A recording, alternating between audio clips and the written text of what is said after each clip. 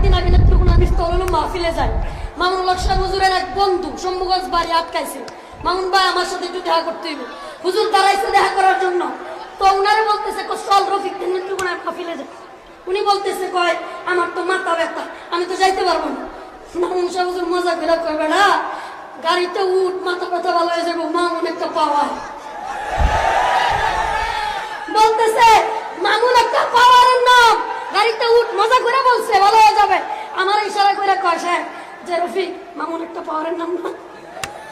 তা আমি বলছি সাহেব আপনি হয়তো মজা করে বলছেন, কিন্তু এই মজা মজা নয়। আমরা তো মনে করি বাংলাদেশের প্রত্যেকটা যুবকের পাওয়ারের নাম আল্লামা মামুন হক।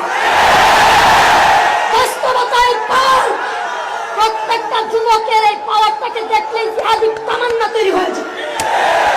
অতএব এই পাওয়ারটাকে আমাদেরকে জিয়ে রাখতে হবে, বাঁচিয়ে রাখতে হবে। আমাদের নিজেদের মধ্যেই যদি পাওয়ারটাকে, বাতিটাকে, বাংলাদেশের এই নতুন সূর্যটাকে কেউ যদি নিভায় দিতে চায়, তাহলে আমি বলবো বেটা চামচিকা সূর্যকে দেখতে পারে না বইলা